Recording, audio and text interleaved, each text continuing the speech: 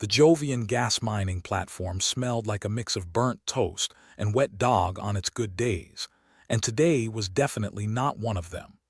Rilo Kesh, senior engineer and occasional hero, was knee-deep in what looked like a bad decision. His team had gathered around a crate of what was supposed to be food, a term they used very loosely out here in the void. "If that's dinner, I'm going on a diet," grumbled Torque, the team's resident pessimist, poking the contents with a screwdriver like it might explode. "Diet or suicide both sound like valid options right now," Rilo replied, squinting at the strange fungi oozing from the containers. It was purple, veiny, and pulsating in a way that screamed, "I'm not your average space snack." Rilo sighed. "All right, so who pissed off the food supply fairy?" Juno, the supply officer, frowned as she flipped through her digital clipboard. The shipment was from the usual supplier, New Eden Foods, and last I checked, they weren't branching into Alien Gourmet. "Unless the marketing department's finally lost it," Rilo said. "Try our new alien fungus, it grows on you." Only the hum of distant machinery answered. Rilo knelt down and scraped a sample off with a sterilized rod, stuffing it into a testing vial. He'd learned from experience that if something looked this gross, it was either poisonous or a delicacy for some eldritch abomination. "You think it's edible?" Torque asked. "You volunteering?" Rilo shot back. Torque snorted. "I'd rather chew on my boots." "Well, let's hope it doesn't come to that," Rilo said, wiping his hands on his jumpsuit. "Let's get this tested before someone gets creative and tries it in the soup." They trudged through the cramped corridors of the platform, the kind of place that made you miss the wide, open spaces of a prison cell. The lab wasn't much better, cluttered with gear that was obsolete when Rilo was still in diapers. Rilo set the sample into the analyzer, a creaky old beast that took its sweet time, like it had been programmed by the spirit of a tired bureaucrat. "So, what's your bet? Poison or pest?" Juno asked, leaning against a wall covered in colorful hazard posters that might as well have been art in this dump. "I'm going with pest," Rilo said, crossing his arms, "but with our luck it's probably both." The analyzer beeped, announcing it had finished mulling over its existential crisis long enough to give them an answer. Rilo pulled up the results, his eyes scanning the data. "Well, it's definitely alien," he said, "and bioengineered, tailored to humans, in fact." Torque threw up his hands. "Great. Just what we need, personalized alien fungi. I mean, who says the universe isn't looking out for us, huh? At least it's nice to know someone out there cares," Rilo said, tapping through the data. "Unfortunately, it's also highly addictive, like stop bathing and live in a swamp kind of addictive." Juno groaned. "Perfect. First it's the alien fungus, next it'll be some mutated space shrimp trying to sell us insurance." "I'd prefer the shrimp," Rilo said, rubbing his temples. "At least they don't mess with your brain." "We tell command about this?" Torque asked, not really wanting the answer. Rilo nodded, already dreading the endless chain of reports he'd have to fill out about the incident. "Yeah, we'll have to. Otherwise we'll be known as the platform that got high on alien fungus and crashed into Jupiter." "Catchy," Juno said dryly. They sat in the lab, the weight of their discovery pressing down on them harder than the artificial gravity field. Rilo looked at his team, a ragtag bunch of misfits that he'd somehow grown to tolerate, if not exactly love. "All right," he said. "Let's not panic just yet." "Not panicking is your job," Torque said. "Freaking out is mine." "Then you're doing great," Rilo replied with a grin. "For now, we keep this under wraps until we know more.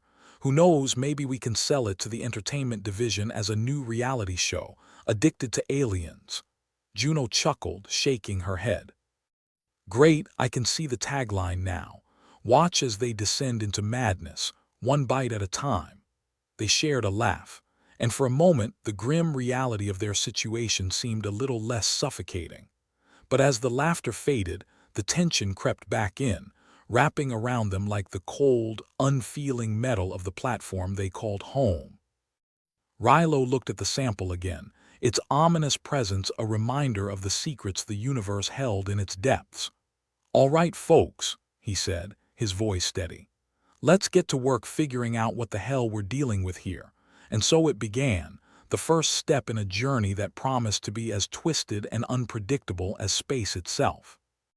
As the team dispersed to their respective tasks, Rilo couldn't shake the feeling that they were on the brink of something far bigger than a simple food contamination issue. Something told him this was just the beginning of a very long, very strange trip. And for once, he hoped he was wrong. "What do you mean, bioengineered and tailored to humans?" Aisha Morvan, the team's biologist with a penchant for asking the questions everyone else was too distracted to consider, had finally joined them in the lab. Her hair was tied back in a haphazard knot, suggesting she'd been knee-deep in something equally unpleasant before being roped into this fungal fiasco. Rilo shrugged, glancing at the analyzer's output. "The samples got more fingerprints than a crime scene. Someone somewhere tailored this for a discerning human palate."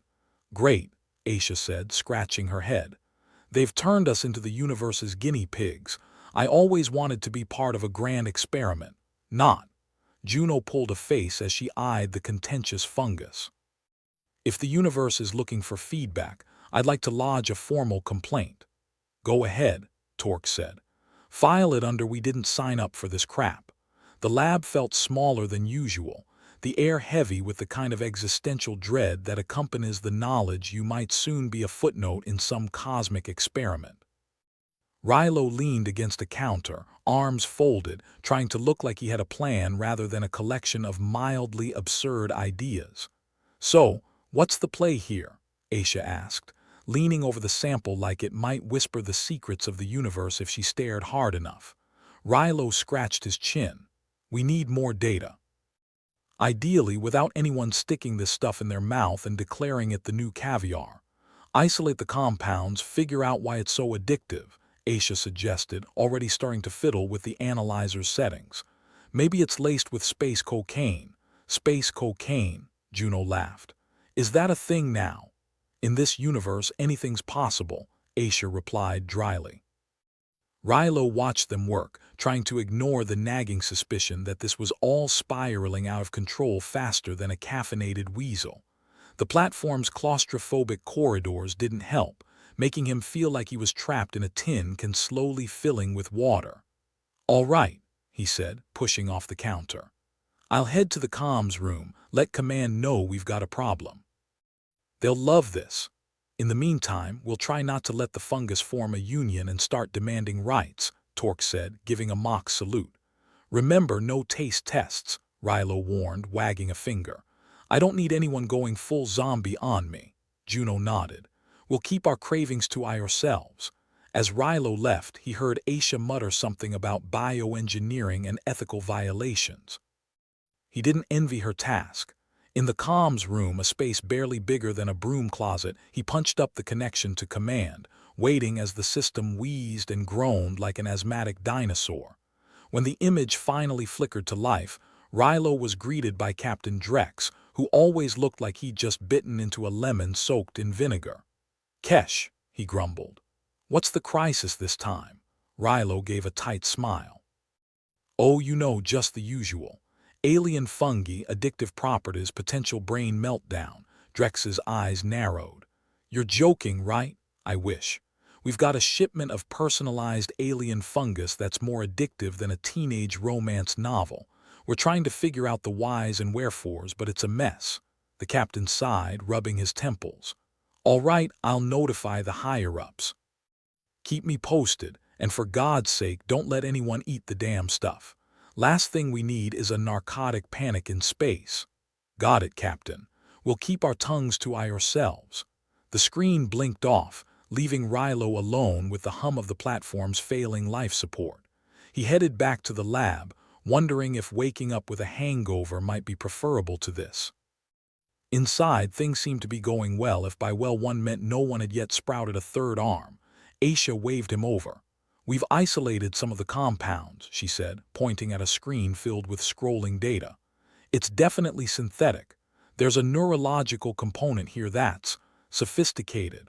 "Sophisticated how?" Rilo asked, squinting at the display as if it might suddenly make sense. It's like someone took the best parts of chocolate, caffeine, and sheer human curiosity and mixed them all up into one irresistible package. Once you start, it's hard to stop, Torque snorted. So basically, they've made brain candy. Pretty much, Aisha said. But here's the kicker. It's got this compound that binds to pleasure receptors like a starved octopus. Comforting, Rilo said. Any sign of who might have sent this? Not yet, Aisha replied. But the biosignature is definitely not human. Rilo felt a prickle at the back of his neck, the kind that usually preceded someone getting thrown out of an airlock. You're saying it's an alien job? Looks that way. Clever bastards. Juno glanced between them. Why us, though? We're just a mining platform. Not exactly at the top of anyone's list for world domination. Maybe that's the point, Rilo said, thinking out loud. A low-key test run somewhere isolated. If it works here, who knows where they'll try it next. Great. So we're the test subjects, Torque said. I knew the universe hated me. Join the club, Rilo replied. All right, we need to dig deeper. Try and find any trace elements that might point us to a source. As the team got to work, the atmosphere in the lab turned tense, like the air before a thunderstorm. Rilo paced, trying to ignore the itch of paranoia crawling up his spine. If someone was out there testing them, what was the end game? Hours dragged by, punctuated only by the clatter of equipment and the occasional curse as someone stubbed a toe on a forgotten piece of machinery. Finally, Aisha straightened up, rubbing her eyes. We've got something, she announced. What? Rilo asked, stepping over a tangle of cables. There's a secondary compound, a kind of marker.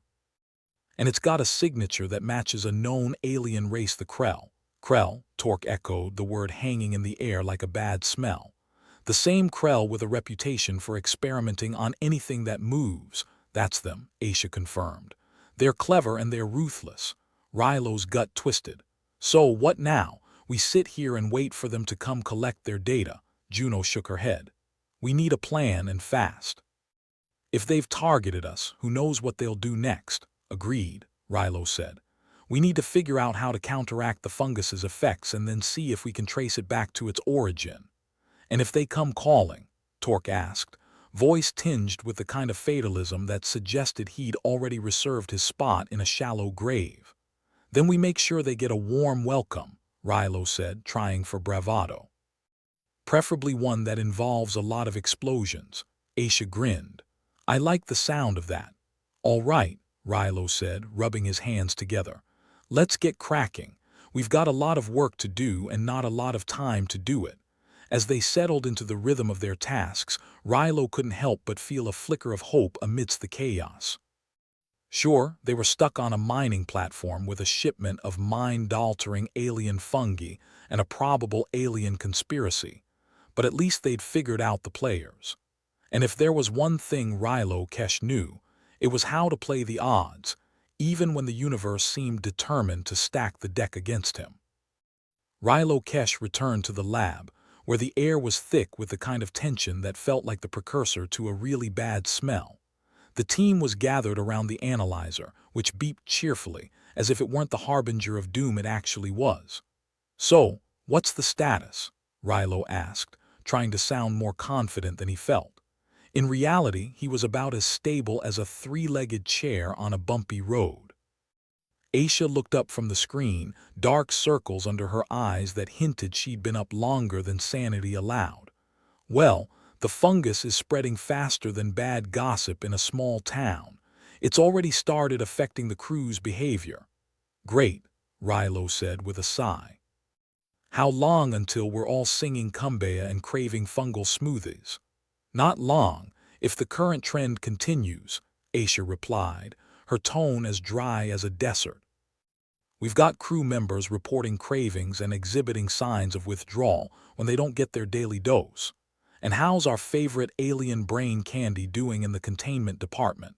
Torque asked, slouched in a chair with the kind of resignation typically reserved for long meetings and tax audits. Aisha shook her head. Not great. The containment measures were about as effective as a chocolate teapot.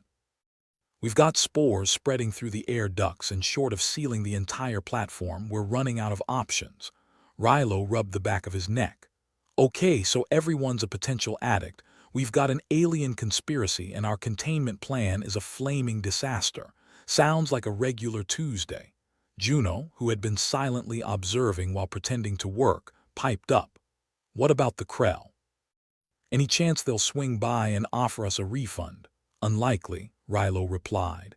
If anything, they'll probably swing by to see how their little experiment's going, and somehow I don't think they'd appreciate a customer complaint. I doubt their customer service is up to scratch, Torque muttered. Probably just zap you out an airlock for suggesting improvements. Lovely, Aisha said. So let's recap. We need to find a counteragent before the platform turns into a spaceborne rehab center or the Krell show up and decide to cut their losses. Exactly, Rilo nodded. So what's our plan? Aisha tapped a few keys on the analyzer, pulling up a new set of data. I've been working on isolating a possible counteragent. The problem is, the original compound is tailor-made. It's like trying to unbake a cake. Rilo leaned over, squinting at the screen. So you're saying it's complicated, like a soap opera, Aisha confirmed. But we might have a shot if we can synthesize a compound that blocks the pleasure receptors the fungus targets. Right? Because that sounds easy, Juno said, rolling her eyes. Why not just wish for a pony while we're at it? Rilo chuckled, despite the situation. Hey, this is space. Anything's possible, right? Except, winning, Torque added darkly. Or having a peaceful day, Juno chimed in. Or finding a decent cup of coffee. The conversation was interrupted by the sudden sound of the comm system crackling to life. An anxious voice echoed through the lab, barely distinguishable over the static. This is McKay in engineering. We've got crew members acting weird, real weird. Keep your eyes open. Rilo exchanged a look with the others. That's our cue. Let's move. They set off down the platform's narrow corridors, which seemed to stretch on forever in the dim lighting. The place usually smelled like engine grease and despair. Today, it was mingled with something unsettlingly sweet, like someone had spilled syrup down a garbage chute. As they entered the engineering bay, they found McKay, a wiry man with a permanent scowl and the kind of face that suggested he hadn't smiled since the last century. Took you long enough, he said, arms crossed. Sorry, Rilo replied. We were busy trying to stop the platform from turning into a funhouse. McKay grimaced. Yeah, well, you better do it quick. I've got crew members down here who look like they are auditioning for a zombie flick. How bad is it? Aisha asked, scanning the room. Bad, McKay replied, jerking a thumb towards the corner where a group of crew members were huddled together, whispering and occasionally glancing over with wild, hungry eyes. Juno cocked her head to the side. Well, they look friendly. Friendly like a pack of starving wolves, Torque muttered. Rilo approached cautiously, trying to avoid looking like a snack. Hey, folks, everything all right over here? One of the crew members, a burly man named Craig, looked up with a glazed expression. We were just talking about the fungus. Yeah, Rilo said, keeping his tone light. Any reason why you look like you're ready to gnaw on the furniture? Craig blinked slowly, as if processing the words through a fog. It's just. I can't stop thinking about it. The taste, the feeling. All right, how about we take a break from the mushroom talk, huh? Maybe focus on something a little less spore-y, Rilo suggested. Craig and his companions nodded, but Rilo could see the struggle in their eyes. The fungus had them by the brain, and it wasn't letting go without a fight. Rilo turned back to the others. We need to move fast. These folks are halfway to being full-blown addicts. If we don't find a solution soon, we're gonna have a riot on our hands. Aisha nodded. I'll head back to the lab, see if I can speed up the synthesis. We don't have much time. Good, Rilo said. And I'll try to keep everyone else from tearing this place apart. As Aisha headed back, Rilo set about organizing the remaining crew members, finding busy work to occupy their minds. But it was a temporary fix at best. The platform was a powder keg, and the fungus was the match. Hours passed with all the speed and grace of a drunken sloth, each minute stretching into an eternity. Rilo's attempts at distraction became increasingly desperate, ranging from impromptu card games to precariously stacked towers of empty crates. Got any threes? Juno asked, glancing at her cards with a frown. Go fish, Rilo replied, tossing another card onto the growing pile. Torque grunted from his spot against the wall. This is great and all, but unless those cards turn into an antidote, we're just rearranging deck chairs on a sinking ship. Hey, it's either this or we start a knitting circle, Rilo shot back. And I don't think anyone's got the patience for a scarf right now. Just when it seemed like nothing would break the monotony, Aisha burst into the room, face flushed with excitement. I've got it, Rilo leapt to his feet, cards scattering. You found the counteragent. I think so, Aisha said, holding up a vial filled with a fluorescent blue liquid. It should neutralize the compound without turning us into vegetables. Should, Juno echoed, raising an eyebrow. Not exactly the most reassuring word.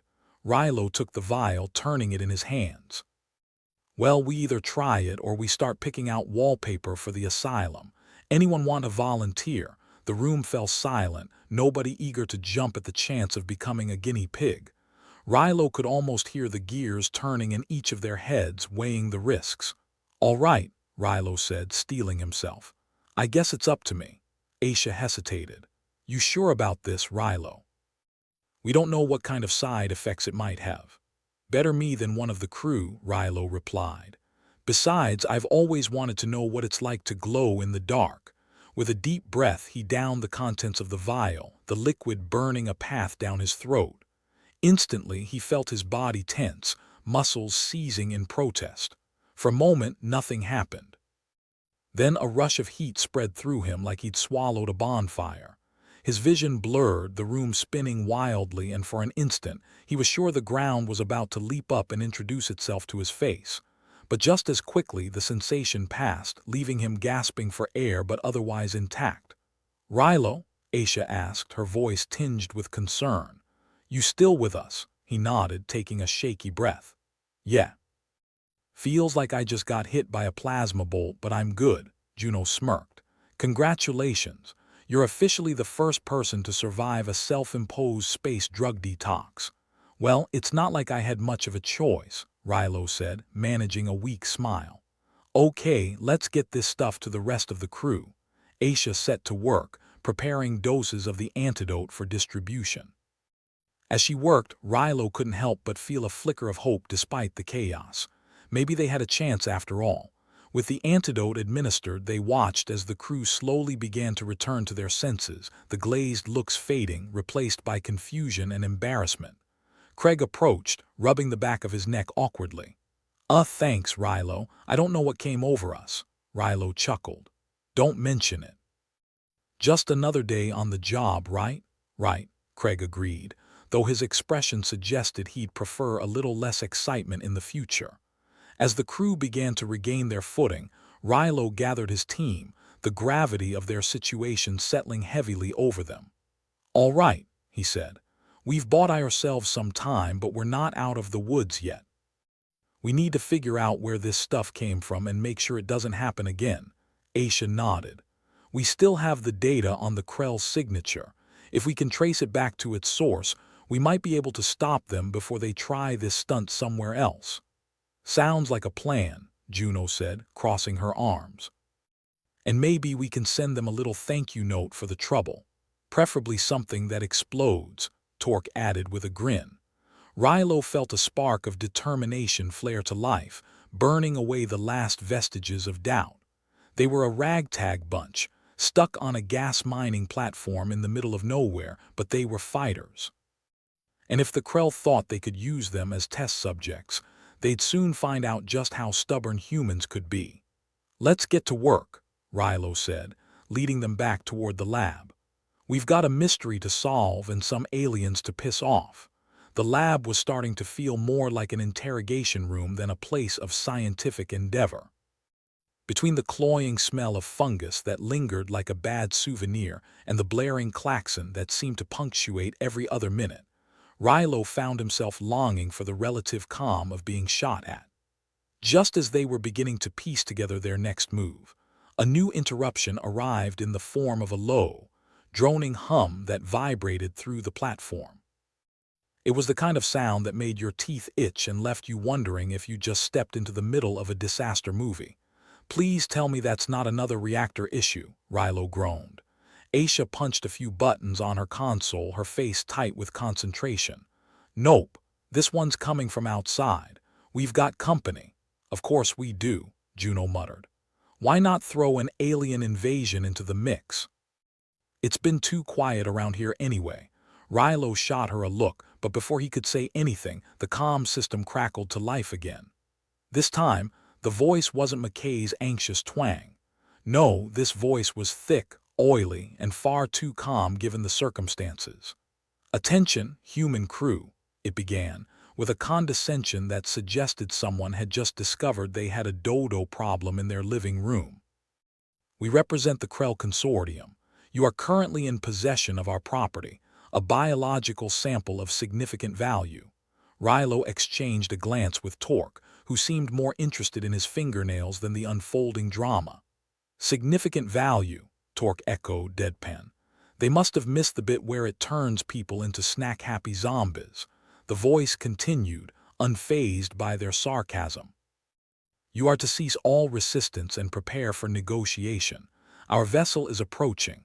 You will comply, or we will be forced to take action. Great, Aisha said, rubbing her temples. What do you reckon take action means in Krell speak? Juno crossed her arms. Probably something involving lasers and us being less alive.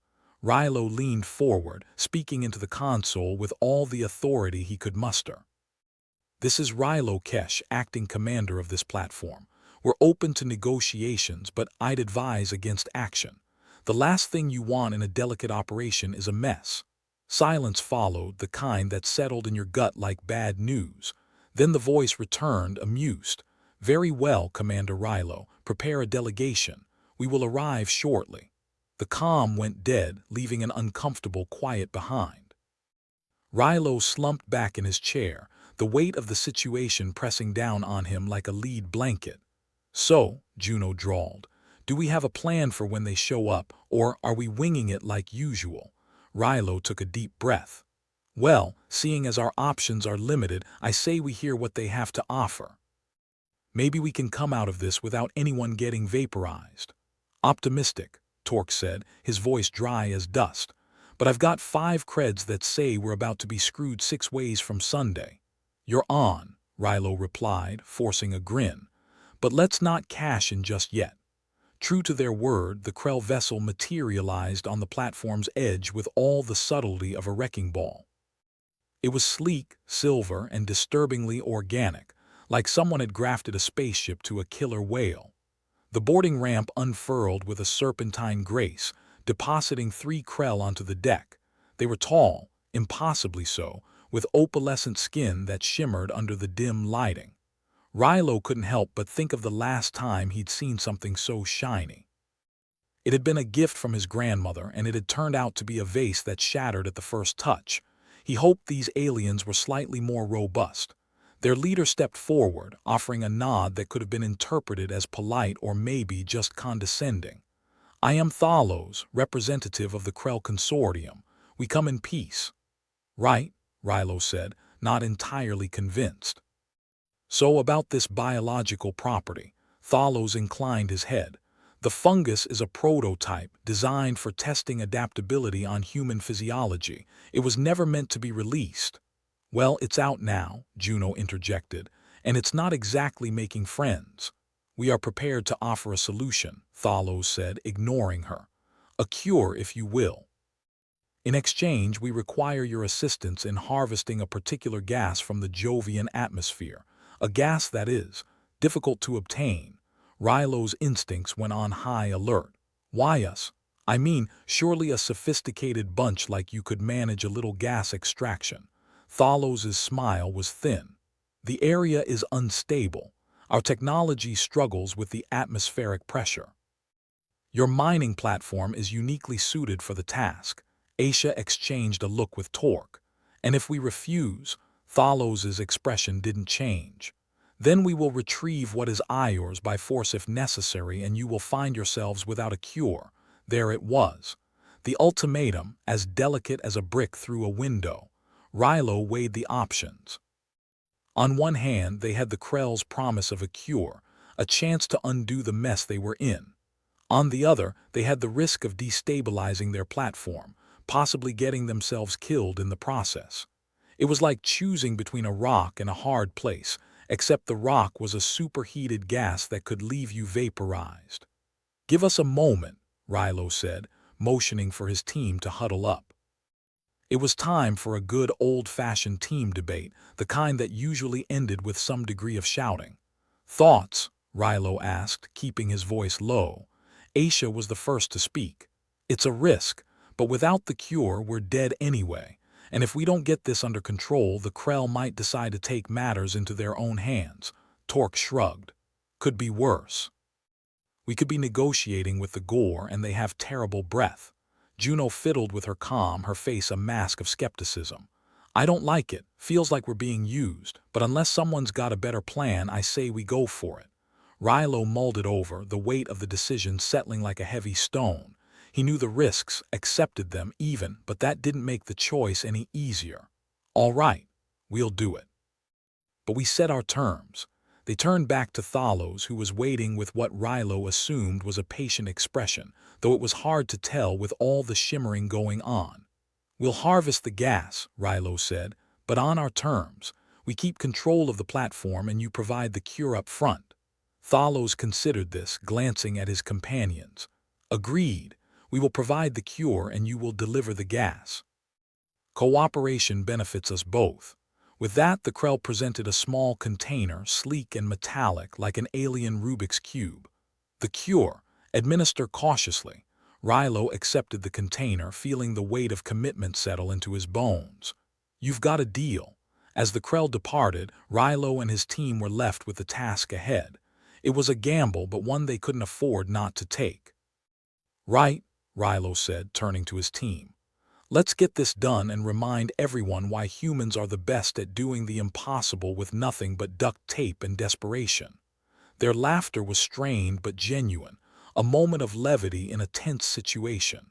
And in that moment, Rilo realized that no matter how dire things got, they would face it together.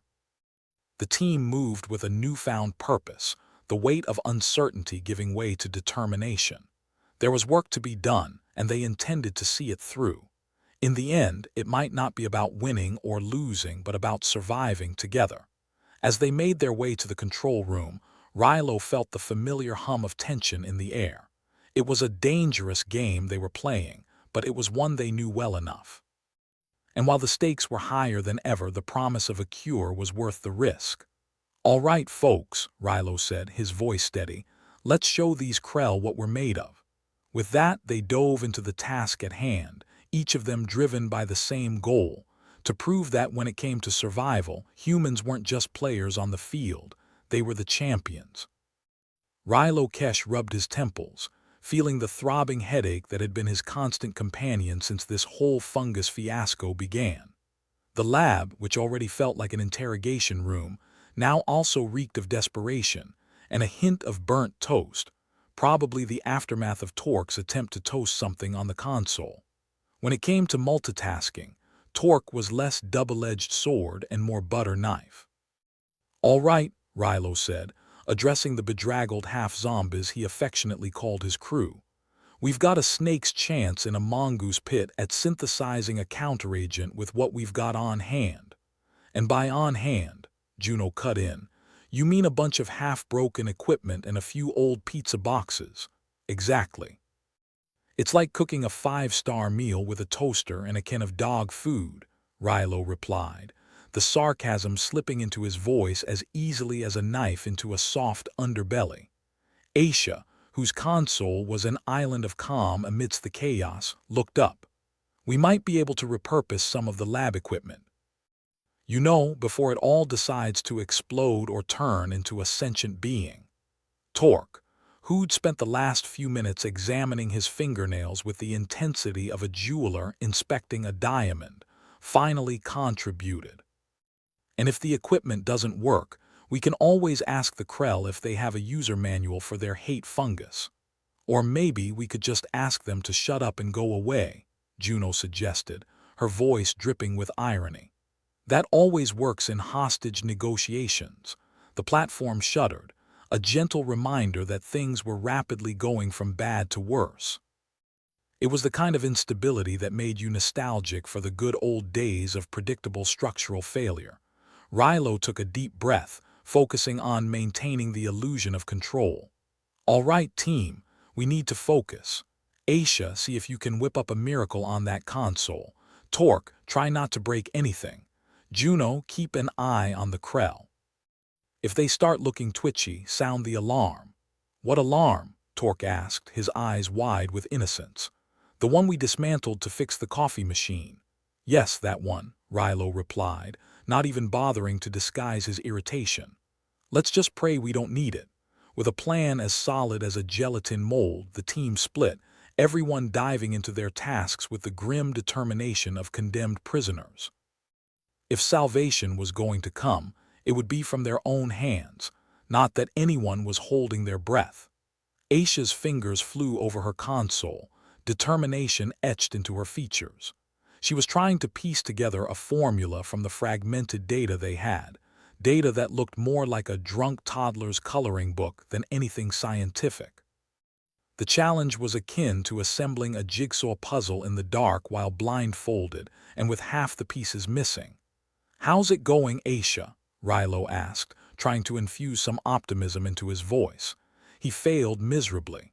"Well, unless anyone here has a PhD in miracle work, we're pretty much screwed," Aisha replied. "But hey, on the bright side, I think I've identified a compound that smells slightly less toxic than the others." "Fantastic," Rilo said dryly. "I'll alert the media." Minutes ticked away like hours as they labored under the platform's flickering lights, each buzz of machinery a reminder of their dwindling chances. The Krell vessel loomed outside like a harbinger of doom, its sleek form a promise of the catastrophe lurking beneath the surface.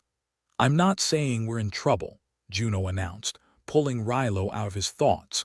"But if that board over there was any more red, it'd be a communist propaganda poster." Rilo followed her gaze to the status board, which was indeed a sea of flashing red lights. "All part of the plan, Juno," he said with a tight smile. "If everything's broken, nothing else can break." "That's the spirit," Torque chimed in, his voice a study in cheerful resignation. "And if all else fails, we can always throw ourselves at the Krell and ask if they'd like some human in tree." "You'd make a better dessert, Torque," Juno quipped. "All fluff, no substance." "Hey," Torque protested, "I resent that. I have plenty of substance, it's just hiding behind all this charm." The banter was a thin veneer over the anxiety that coiled within each of them, a desperate attempt to distract from the ticking clock. But at least it was something.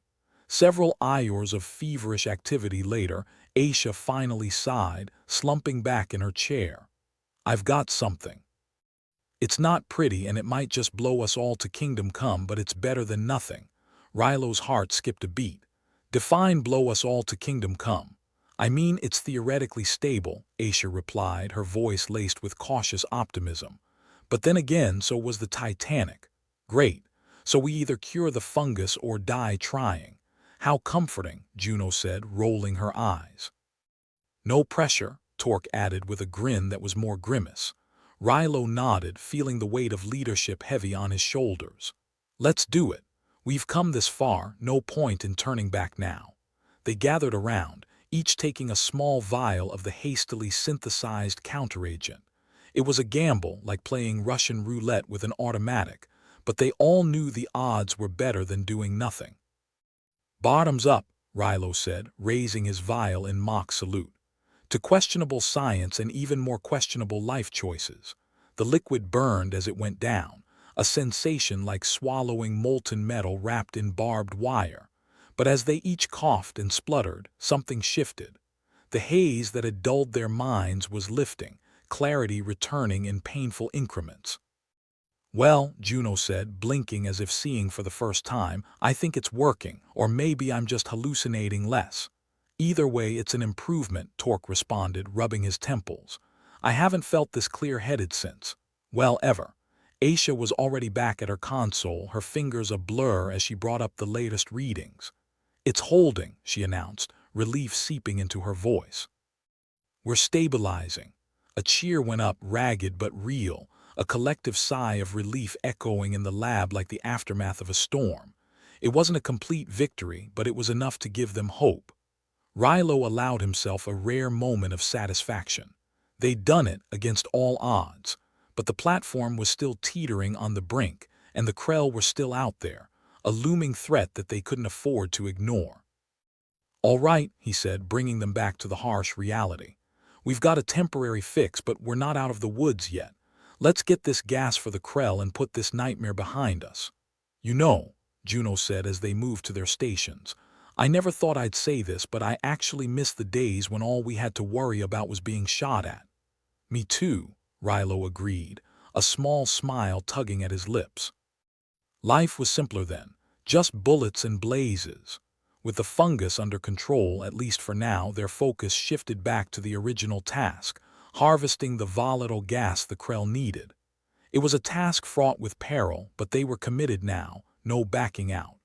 As Aisha manipulated the controls, the platform shuddered again, the machinery groaning in protest. "Easy, girl," Aisha murmured, as if coaxing a skittish animal. "Just a little longer." The console beeped, a cheerful sound that felt out of place amidst the tension. "We're in position," Aisha reported, "but the pressure's rising. If we don't get this right, we'll be spread thinner than butter on toast." "No pressure," Torque quipped. "Except the deadly kind." Rilo took a deep breath, his eyes fixed on the screen. "Let's do this." On my mark. They moved with the precision of a well-oiled machine, each of them perfectly in sync for the first time in what felt like forever. The gas began to flow, and for a split second everything was right with the world. Then the alarm started shrieking, a discordant symphony that set their teeth on edge. "What's happening?" Rilo demanded, his voice barely audible over the din. "Pressure's spiking," Aisha shouted, her fingers flying over the controls in a desperate bid to stabilize the system. "We've got a leak in the main valve." "Of course we do," Juno muttered, her voice lost amidst the chaos. Rilo's mind raced, calculating their options. "Torque, get down there and see if you can patch it."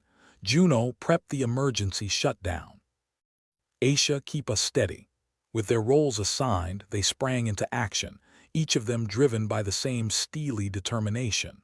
Failure wasn't an option, not when they'd come this far. Torque raced through the corridors, his heart pounding in time with the alarms. The valve room was a mess of steam and flashing lights, the kind of place that screamed danger in a dozen different languages. "All right, you stubborn bastard," he muttered to the machinery, grabbing a wrench. "Let's see if we can't plug you up." The heat was intense, the pressure building to a crescendo that threatened to tear the platform apart. But Torque worked with the skill of someone who'd spent more time fixing broken things than breaking them. Back in the control room, Rilo watched the readings spike, his jaw clenched so tight it ached. "Come on, Torque," he murmured, willing his friend to succeed. Finally, there was a change. The pressure began to drop, the alarms quieting one by one. Torque's voice crackled over the comm, breathless but triumphant. "Leaks patched. We're good." A collective sigh of relief swept through the control room, the tension easing in a way that left them all feeling lightheaded. They'd done it against all odds. "Nice work, team," Rilo said, the pride in his voice unmistakable. "Now let's finish the job." The rest of the operation went smoothly, the gas flowing into the Krell tanks without further incident. They'd managed to pull off the impossible, and even the prospect of another Krell encounter couldn't dampen their spirits. As they gathered in the lab, Rilo surveyed his team, the ragtag group of misfits who'd somehow become family. "Well, that was almost too easy." "Don't jinx it," Aisha warned, though her smile was genuine for once. "Yeah," Juno agreed. "We still have to hand this over to the Krell, and I've got a feeling they're not the kind to send thank-you notes." With the gas secured and the crisis averted, at least temporarily, they prepared for the final showdown with their alien guests. It was a dangerous game, but after everything they'd been through, they were ready. "All right, folks," Rilo said, his voice laced with determination. "Let's go show these Krell what humans are made of." As they strode out to meet the Krell delegation, There was a sense of camaraderie and resolve that buoyed them, a promise that no matter what happened next, they'd face it together. And in the end, maybe that was all that mattered. With spirits high and a newfound sense of purpose, they stepped into the fray once more, ready to face whatever the universe threw their way. After all, they were human, and if history had taught them anything, it was that humans were nothing if not survivors. Rilo Kesh stood in the lab, the air thick with tension and the lingering scent of burnt toast. Chaos had been a cruel, uninvited guest on their platform, and judging by the red flashing status board, it was planning to stay for dinner. "Well, Rilo," Juno drawled, leaning against a console that had seen better days, "your plan officially qualifies for a Darwin Award. If it fails any harder, it might just loop back around and succeed out of sheer embarrassment." Rilo rubbed his temples, cursing the persistent headache that had become his constant companion. "Thanks for the vote of confidence, Juno. I was going for Heroes of the Galaxy, but spectacular failure has a certain ring to it." "Just trying to keep things realistic," she quipped, her sarcasm razor-sharp. "We can't all be action heroes." The comm system crackled to life, Torque's voice cutting through with all the subtlety of a chainsaw in a library. "Hey, any chance we can get a refund on this plan? It's defective." "You're the one who suggested throwing yourself at the Krell as a distraction, Torque," Rilo shot back. "I think that qualifies as defective." Before Torque could retort with an undoubtedly colorful comment, Aisha Morvan cleared her throat, drawing the attention of the group. Her calm demeanor was a balm amidst their spiraling descent into chaos. "I've got something." The room went silent, all eyes on Aisha. She was perched at her console, the analyzer chirping its cheerful doom-laden tune. "I was sifting through the genetic data we've been collecting. There's a peculiar trait in our DNA, something the fungus doesn't seem to recognize." Juno arched an eyebrow. "Are you saying we're too weird for the fungus to eat?" Aisha gave a slight smile, her fingers dancing over the controls. "In a manner of speaking. It's like we're running an outdated operating system, and the fungus keeps crashing." "Finally, something good about being human," Torque chimed in, his grin wide. "We're incompatible with our own doom." Rilo stepped closer, his curiosity piqued. "How does that help us?" Aisha turned the screen towards them, the data a baffling mess of numbers and graphs that might as well have been in Klingon for all he understood. "We might be able to tweak this trait to develop immunity, a new counteragent, one the fungus can't adapt to." There was a collective intake of breath, a flicker of hope that danced like a flame in the darkness. It was a long shot, a desperate gamble, but after the week they'd had, Rilo was ready to bet it all on a pair of twos. "So what you're saying," Juno said slowly, "is that we're so screwed up it might actually save us." Aisha nodded, her expression earnest. "If we can isolate the trait and amplify it, we might be able to stabilize the situation." Torque let out a low whistle. "That's great news. Maybe we can finally get a good night's sleep without worrying about waking up as a mushroom." "Just don't dream of mushroom risotto," Juno added dryly. "Or at least don't tell us about it." Rilo felt a spark of determination reigniting inside him, the embers fanned by the possibility of a solution. "All right, let's get to work. Aisha, you're in charge of the science part." "Juno, Torque, I need you to keep this platform from falling apart while we try to save our skins." "Piece of cake," Torque said, though the expression on his face was a mix of bravado and impending doom. "You keep us from getting fungus-brained, and we'll deal with the rest." Aisha dove into her work with a focus that bordered on obsession, her fingers moving with a precision that made the rest of them look like cavemen fumbling with fire. The hum of the machinery provided a comforting background noise, a reminder that amidst the chaos, there were still things they could control. Juno and Torque busied themselves with the multitude of tasks that came with keeping a gas mining platform operational. Juno had a knack for pointing out the obvious in a way that made everyone wish they hadn't noticed, and Torque was a master of applying just the right amount of force to fix, or occasionally break, whatever was in front of him. As the hours passed, the lab began to feel less like a prison and more like a battleground. Each beep of the digital clipboard a small victory, each successful stabilization a step forward. The Krell ship still hovered ominously outside, a constant reminder of the danger they faced, but with every moment they edged closer to a solution. Rilo found himself pacing, his thoughts a chaotic whirlwind of plans and contingencies. He stopped beside Aisha, watching as she manipulated the console with a deftness that made him wonder if she had an extra pair of hands hidden somewhere. "How's it looking?" he asked, trying to sound more confident than he felt. Aisha glanced up, her eyes tired but determined. "It's not pretty. But I think we've got something." "Define something," Rilo said, unable to keep the skepticism from his voice. She pointed to a section of the screen, highlighting a series of numbers that might as well have been hieroglyphics to him. "See this sequence. It's unique to human DNA and it's not in the Krell's database. If we can modify the counteragent to mimic this trait, it might just work," Rilo finished, the weight of her words sinking in. "You think it'll hold?" Aisha shrugged, a gesture that was both reassuring and terrifying. "I guess we'll find out." "Fantastic," Rilo said, his voice a mix of sarcasm and genuine appreciation. "We're going to save the day by betting on the fact that humans are too messed up even for alien fungi." "Hey," Torque called from across the room, "I always said we'd save the universe with our charm and good looks. This is just the universe taking the scenic route." "More like the detour from hell," Juno muttered, but there was a glint in her eye that spoke of renewed resolve. Rilo nodded, feeling the pieces fall into place. "All right, team, let's make this happen." Aisha directed them, delegating tasks with the authority of someone who knew exactly what needed to be done and wasn't afraid to tell them.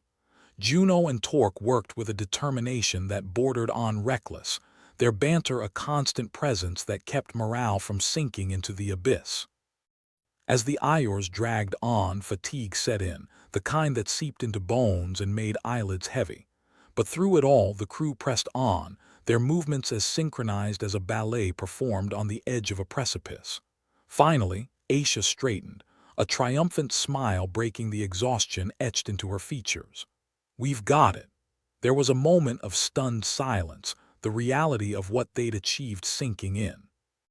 Then Torque let out a whoop of joy, Juno punched the air with victory, and Rilo allowed himself a rare grin. "All right," Rilo said, his voice carrying the weight of their success. "Let's see if this works." They gathered around the makeshift lab station, each of them holding a vial of the new counteragent. It was a moment heavy with expectation, the culmination of their efforts distilled into a few milliliters of liquid. "To questionable science," Rilo said, raising his vial, "and even more questionable humanity." The others echoed his toast with grins that bordered on manic, their eyes bright with the thrill of potential victory. As they downed the liquid, the familiar burn returned, but this time it was tempered with hope. Aisha watched the readings on her console, her fingers poised to act at the first sign of trouble. The tension in the room was palpable, a living thing that coiled around them, holding its breath. Then slowly the numbers began to change. It was subtle at first, a slight shift that seemed impossible given the magnitude of their task.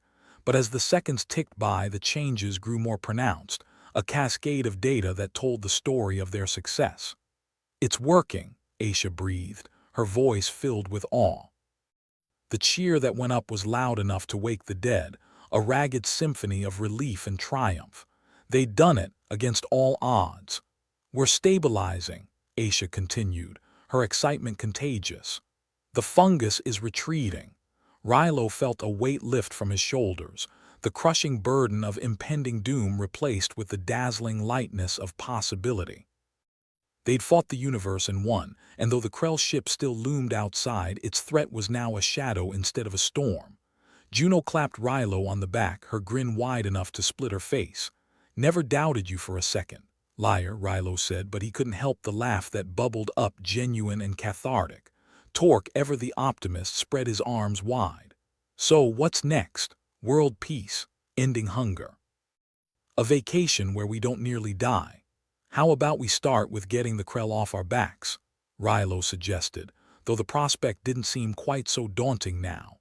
As they began preparations to meet with the Krell, there was a new energy in their steps, a camaraderie that had been forged in the crucible of crisis and emerged stronger for it. They were a team, a family, and together they'd face the impossible and come out the other side. "All right," Rilo said as they gathered one last time, "let's show these Krell what humans are really made of. Mostly bad decisions and sheer stubbornness," Juno quipped, but her smile was warm. "And don't forget the charm," Torque added, winking. Aisha rolled her eyes, though her expression was fond. "Let's just hope they appreciate our unique appeal." With that, they headed out to face the Krell, ready to negotiate, to argue, to fight if necessary. But whatever happened, they knew they'd face it together as a team. The future was uncertain, the path ahead fraught with danger, but Rilo felt a renewed sense of purpose. They were human, after all, and if history had taught them anything, it was that humans were survivors. And as they walked toward their waiting adversaries, Rilo couldn't help but think that maybe, just maybe, they'd finally caught a break. Rilo Kesh rubbed his temples as he stared out at the Krell ship hovering ominously outside the viewport. It wasn't every day you found yourself negotiating with aliens who had the collective personality of a tax audit on a rainy day.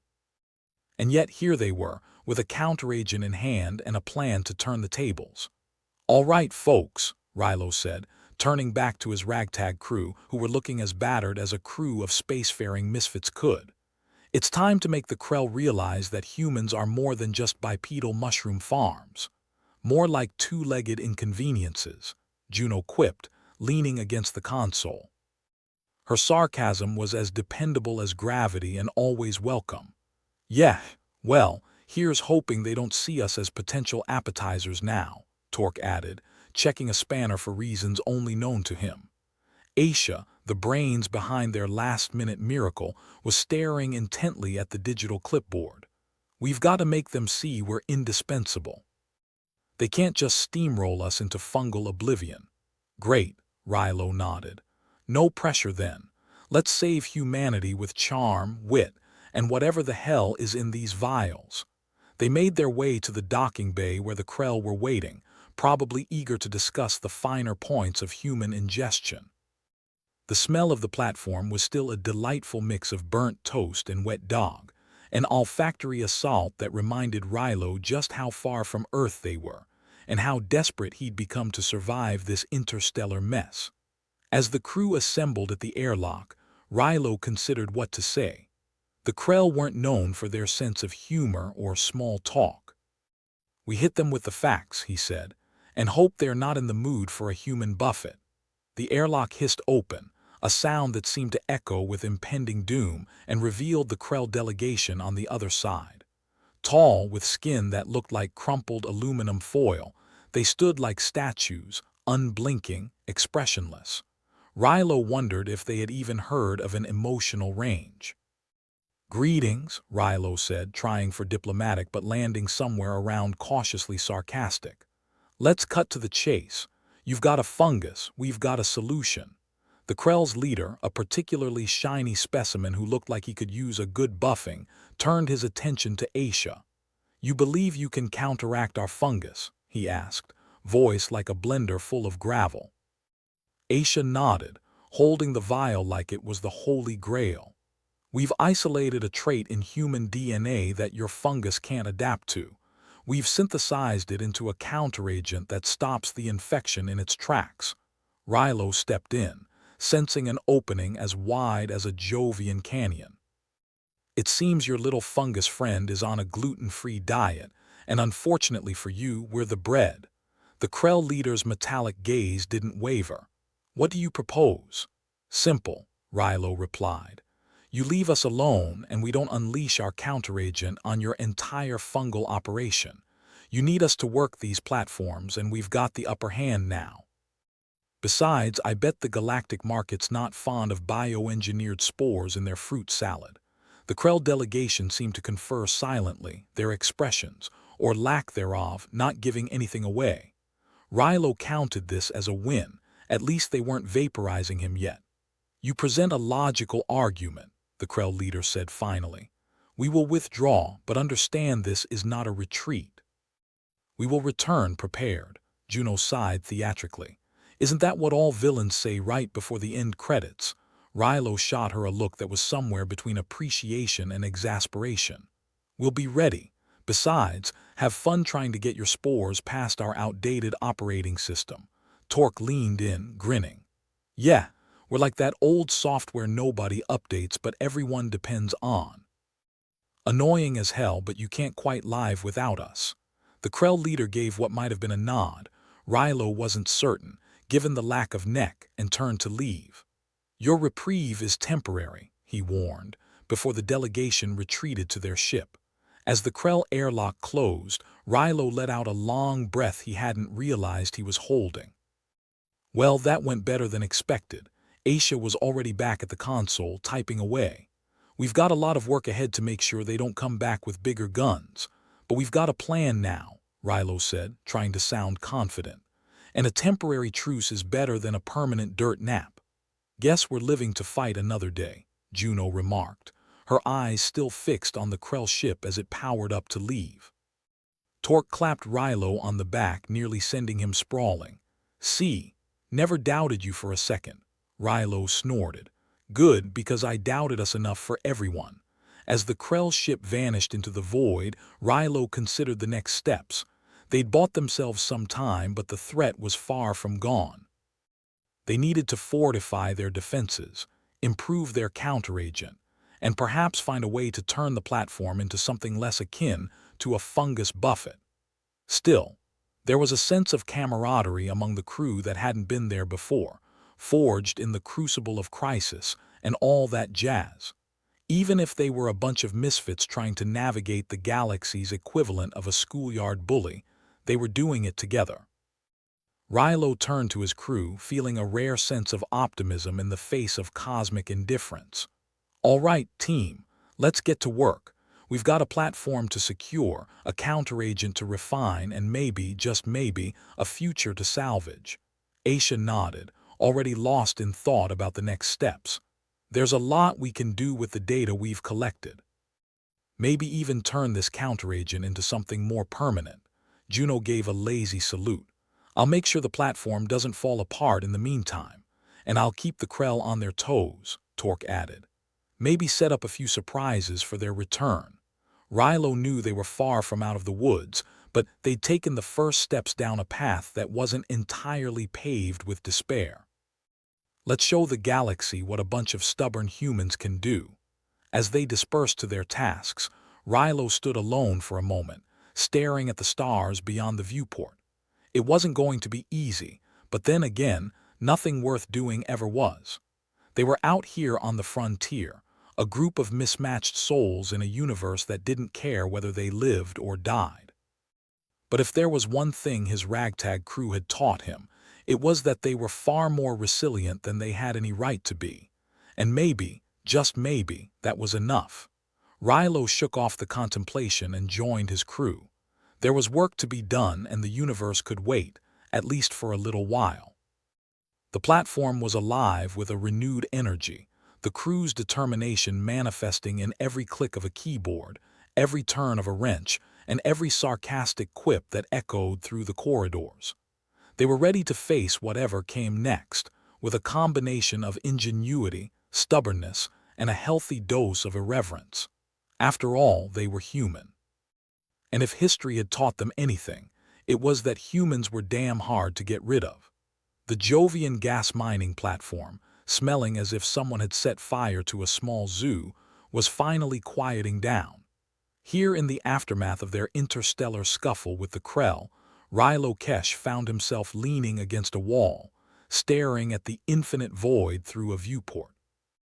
"Well, that was fun," Juno remarked, her voice dripping with sarcasm as she approached. "Nothing like a close encounter of the absurd kind to brighten your day," Rilo chuckled. "At least we didn't end up as the main course at the Krell buffet." She leaned next to him, arms crossed.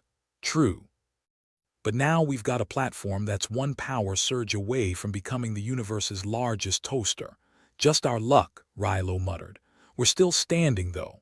Like a stubborn stain on the cosmic carpet, Juno added with a grin. Rilo turned his gaze back to the stars.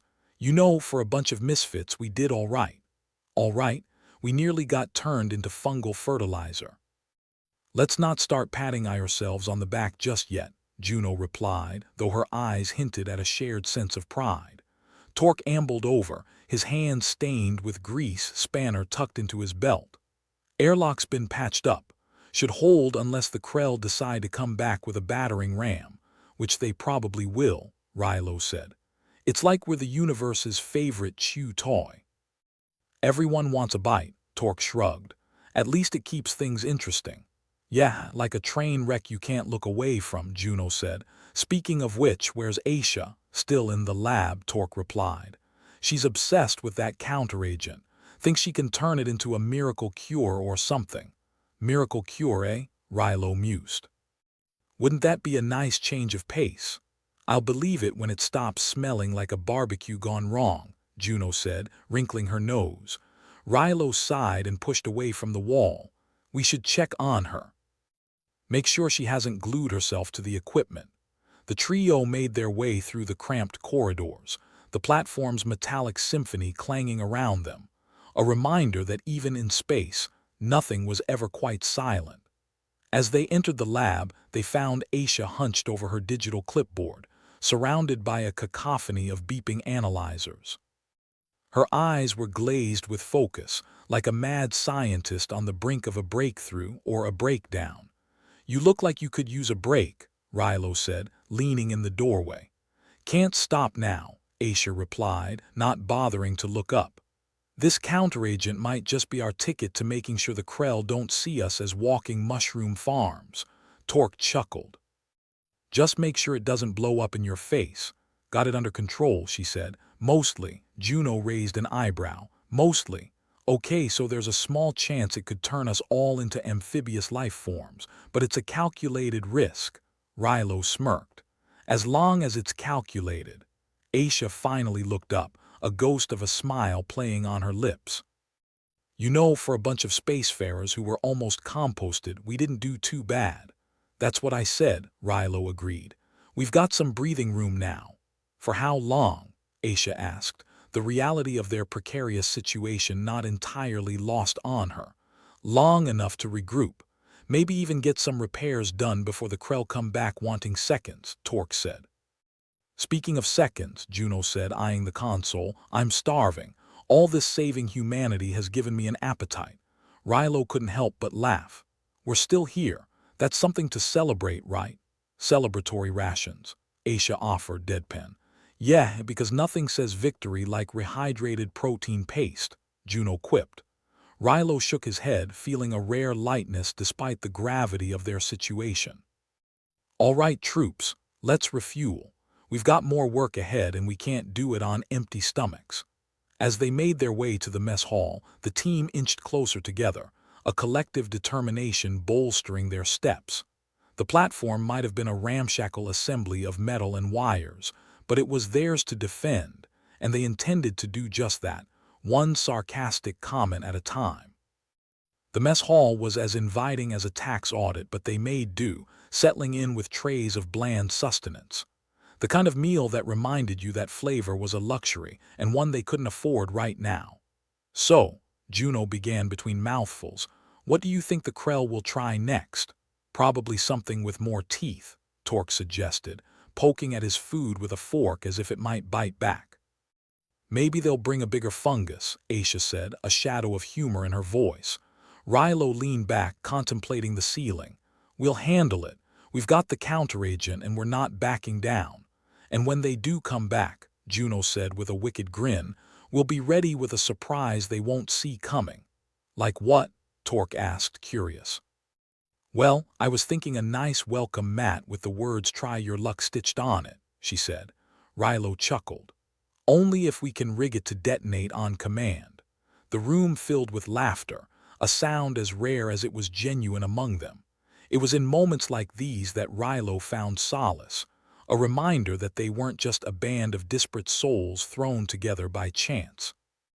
They were a family, bound by shared struggles and a mutual disdain for cosmic bureaucracy.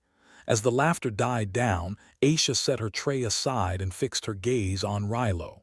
"You really think we can hold out here?" He met her eyes, seeing the same determination mirrored back at him. "We're human. We're stubborn, resourceful, and we adapt." "So yeah, I think we can hold out, even with the Krell breathing down our necks," Torque asked. "Especially then," Rilo said, "because if there's one thing humans excel at, it's making life hell for anyone who underestimates us." Juno raised her drink in a mock toast. "Here's to being the universe's biggest headache." "I'll drink to that," Torque said, tapping his cup against hers. Aisha gave a small nod, the weight of their shared responsibility settling on her shoulders. "We've got a lot of work ahead, but maybe we can turn this platform into something more than just a potential funeral pyre." "Hope so," Rilo agreed. "For now, let's focus on keeping it in one piece." The rest of the meal passed in relative silence, each of them lost in thought, contemplating the challenges that lay ahead. But beneath the surface there was a current of optimism, a rare commodity in their line of work. Once the dishes were cleared and the trays stacked, Rilo stood. "All right, team. We've got a platform to secure, a counteragent to refine, and maybe, just maybe, a future to salvage. Let's show the galaxy what a bunch of stubborn humans can do," Juno said, echoing his earlier sentiment with a wink. Torque and Aisha nodded, a renewed energy in their movements as they prepared to tackle their tasks. As they left the mess hall, Rilo glanced back at the empty room. It was a stark reminder of how much they still had to lose, but also of how much they had to gain. The platform was alive with a renewed vigor, the crew's determination manifesting in every click of a keyboard, every turn of a wrench, and every sarcastic quip that echoed through the corridors. They were ready to face whatever came next, with a combination of ingenuity, stubbornness, and a healthy dose of irreverence. Because if there was one thing Rilo had learned from this whole debacle, it was that they were far more resilient than they had any right to be. And maybe, just maybe, that was enough. Returning to the lab, Rilo found Aisha already deep into her work, lost in the maze of data and chemical equations. "Got everything you need?" he asked, leaning against the doorframe. She looked up, eyes bright with determination. "For now. But we're running low on critical supplies. We'll find a way to get what you need," Rilo assured her. "Even if we have to trade all my socks to get it," Aisha chuckled softly. "Your socks are worth that much." "In the right market, anything's possible," he replied with a shrug. She nodded, the smile fading as she turned back to her work. "I'll keep refining the counteragent. There's still a lot of variables to account for. And I'll make sure this platform doesn't fall apart," Juno called from across the room, where she was fiddling with a console. "As for me," Torque said, appearing with a fresh set of tools, "I'll make sure we've got defenses in place. The Krell won't catch us napping." Rilo watched them all with a sense of pride and gratitude. They were far from perfect, a ragtag crew of misfits and outcasts, but they were his crew, and together they were something altogether remarkable. "All right then," Rilo said, clapping his hands together. "Let's get to work. We've got a universe to annoy."